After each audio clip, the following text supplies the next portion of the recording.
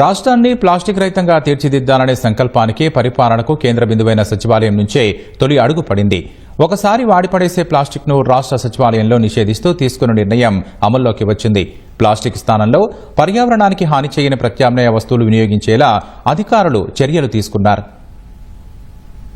దశల వారీగా ప్లాస్టిక్ ను నిషేధిస్తూ వచ్చే ఏడాది జూన్ 5 నాటికే రాష్ట్రాన్ని ప్లాస్టిక్ రహితంగా తీర్చిదిద్దాలని ప్రభుత్వం లక్ష్యంగా పెట్టుకుంది. రాష్ట్ర సచివాలయంలోని సీఎం కార్యాలయం సహా మంత్రుల బ్లాకుల్లో సింగిల్ యూజ్ ప్లాస్టిక్ వస్తువులపై నిషేధం విధించింది. సచివాలయంలోకి ప్రవేశించే ఉద్యోగులు, మంత్రులు ప్లాస్టిక్ వస్తువులను తీసుకెళ్లకూడదని నిబంధన విధించింది.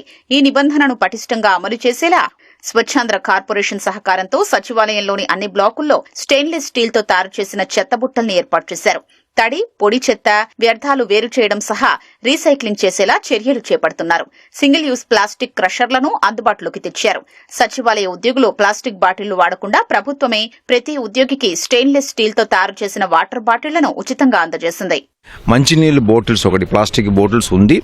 ఇది మన సెక్రటరియట్లో కూడా చాలా ఇది మనం వాడుతున్నాం. ఆల్మోస్ట్ అరౌండ్ 3,000-4,000 చిన్న పెట్ బాటిల్స్ మనకి ఇక్కడ యూస్ అవుతున్నట్టుగా చెప్తున్నారు. ఇక్కడ ఉన్న ఎంప్లాయీస్కి అందరికీ కూడా 750 ml కెపాసిటీ ఉన్న ఒక స్టీల్ బాటిల్స్ స్వచ్ఛాంధ్ర కార్పొరేషన్ ద్వారా పర్చేస్ చేసి ఇస్తున్నాం. గెస్టులకు కానీ మీటింగ్లు జరిగేటప్పుడు అక్కడ సప్లై చేస్తే కానీ వీళ్ళందరికీ కూడా గ్లాస్ బాటిల్స్లోనే హ్యూమన్ టచ్ లేకుండా ఆటోమేటిక్గా ప్రతిరోజు కూడా ఈ యూజ్ చేసిన గ్లాస్ బాటిల్స్ స్టెరిలైజ్ చేసి రీఫిల్లింగ్ చేసి సీల్ చేసి ఇవ్వడం జరుగుతుంది. ఇకపై ప్లాస్టిక్ కవర్ల స్థానంలో జ్యూట్ బ్యాగులు వినియోగించాలని ఆదేశించిన ప్రభుత్వం మెప్మా ద్వారా సచివాలయంలో వీటిని అందుబాటులోకి తెచ్చింది. 2 చోట్ల పొదుపు సంఘాల మహిళలతో జ్యూట్ బ్యాగుల స్టాళ్లు ఏర్పాటు చేశారు. డ్వాక్రా మహిళలు తయారు చేసిన పలు పర్యావరణ హిత ఉత్పత్తుల్ని అందుబాటులోకి తెచ్చి ఉపాధి పెంచేలా చర్యలు తీసుకుంటున్నట్లు అధికారులు తెలిపారు.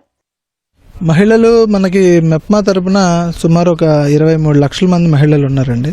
అందులో ఒక 10% వరకు కూడా ఈ బ్యాగ్స్, క్లాత్ బ్యాగ్స్, స్టిచ్చింగ్, తర్వాత embroidery, jute bags, non oven bags, paper bags ఇలాంటి యాక్టివిటీస్ చేస్తూ మ్యానుఫ్యాక్చరింగ్ సెక్టర్లో ఉన్నారు. వీళ్ళందరినీ కూడా గుర్తించాము. వీళ్ళందరి యొక్క ప్రొడక్ట్స్ని కూడా డిజిటల్ క్యాటలాగింగ్ చేసి ఆన్లైన్ ప్లాట్ఫామ్స్లో అప్లోడ్ చేసాము. ఓఎన్డీసీ ద్వారా కూడా సేల్ చేపిస్తున్నాము. దీని ద్వారా వాళ్ళకి మంచి ఆదాయం రావడమే కాదు, వాళ్ళకి మంచి ప్రాఫిట్స్ కూడా ఇన్కమ్ వస్తుంది. వాళ్ళకి పర్యావరణానికి కూడా చాలా హెల్ప్ అవుతుంది. ప్లాస్టిక్ ఫ్రీకి యూజ్ అయ్యే సస్టైనబుల్ సొల్యూషన్స్ అన్ని బ్యాగ్స్, ప్రొడక్ట్స్ అనేవి మేము మ్యానుఫ్యాక్చరింగ్ చేస్తూ ఉంటాము.